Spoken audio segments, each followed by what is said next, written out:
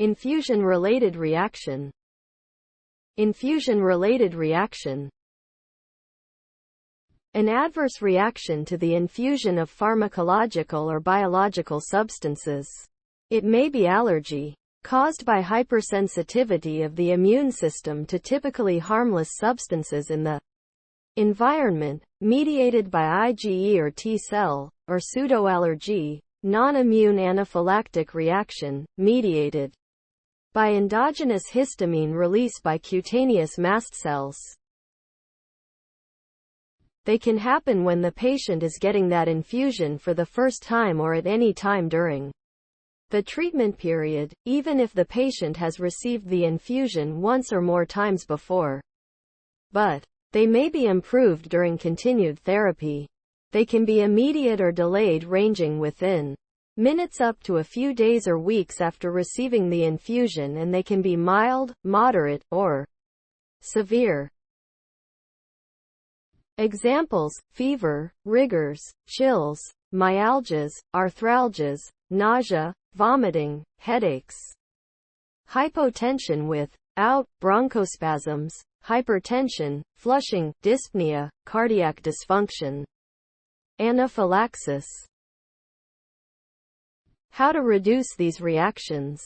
Slowing the infusion rate. Patients are typically observed post-infusion for several hours during the first treatment cycles in the infusion clinic. It may increase waiting time for subsequent patients. Pre-medication, e.g. paracetamol, hydrocortisone, pethidine. Examples of drugs: vancomycin, a tricyclic glycopeptide antibiotic originally derived from the organism Streptococcus orientalis, used to treat and prevent various bacterial infections caused by gram-positive bacteria, including methicillin-resistant Staphylococcus aureus, MRSA. It is also effective for streptococci, enterococci, and methicillin-susceptible Staphylococcus aureus, MSSA, infections. It can cause red man syndrome. Red man syndrome, rapid development of pruritus, an erythematous rash involving the face, neck, and upper torso with or without hypotension, and angioedema. It tends to occur within 4 to 10 minutes of administering the first dose of antibiotic, e.g. vancomycin. The symptoms and signs are similar to other histamine-related syndromes, e.g.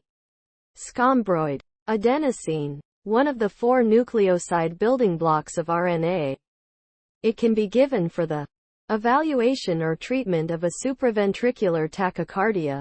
It can cause vasodilation, skin flushing, lightheadedness, nausea, sweating, nervousness, numbness, and feeling of impending doom.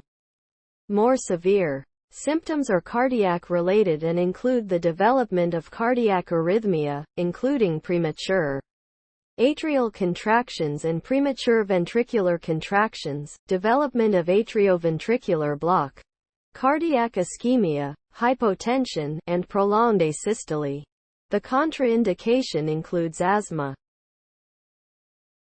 Criteria for adverse events: anaphylaxis, a severe, life-threatening allergic reaction. It can happen seconds or minutes after exposure to something allergic to, e.g. peanuts, bee stings. Mast cells and/or basophils release a flood of secretory granules that include histamine, tryptase, carboxypeptidase A, and proteoglycans. Hypotension suddenly occurs and airway stenosis, airway narrowing, causes difficulty breathing. Tachycardia, skin rash, nausea, or vomiting may also occur.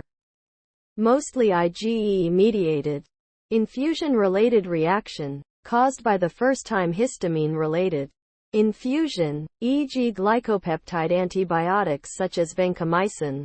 Allergic reaction. It happens when the immune system defends against substances that otherwise would not pose a threat to the body.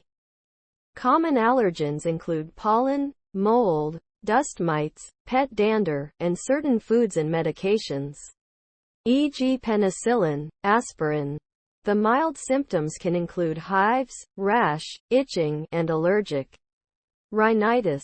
The severe symptoms, anaphylaxis, can include abdominal cramping or pain, diarrhea, nausea, vomiting, difficulty breathing, dizziness, and unconsciousness. Cytokine release syndrome. Nausea, headache, tachycardia, hypotension, rash and shortness of breath, caused by the release of cytokines from the cells.